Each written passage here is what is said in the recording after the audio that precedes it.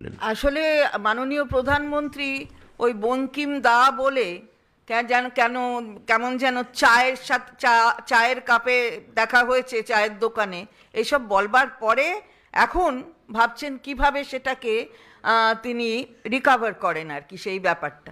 দেখুন, এই বন্দে মাতরম জাতীয় গীত এবং জাতীয় গীত হিসেবে এটা অ্যাডপ্টেড হয়েছিল 24শে জানুয়ারি 1950 সালে।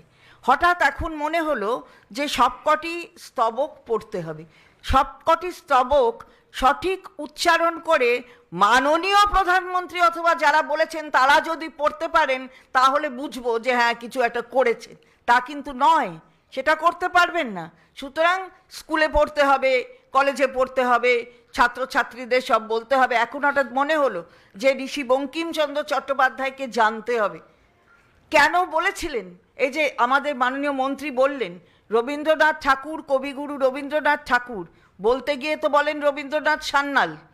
তারপরে গিয়ে রবীন্দ্রনাথ ঠাকুর তো এই গানটি গেয়েছিলেন কংগ্রেসের অধিবেশনে প্রথম। তাদের অপমান করা হচ্ছে। তারা বলেছিলেন যে দেশের স্বার্থে সাম্প্রদায়িকতা যাতে না থাকে, কোথাও কোনো লেশ না থাকে, তার জন্য এই দুটো স্তবককে নেওয়া, সেই দুটো স্তবককে নেওয়া হয়েছে।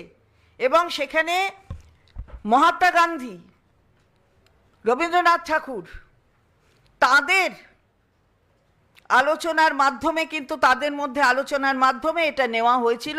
এবং পরবর্তীতে সুভাষচন্দ্র বসু, নেতাজি, তিনিও এটা সমর্থন করেছিলেন। সুতরাং আজকে হঠাৎ মনে হচ্ছে কেন, ওয়াই? এটাই তো প্রশ্ন জাগাচ্ছে।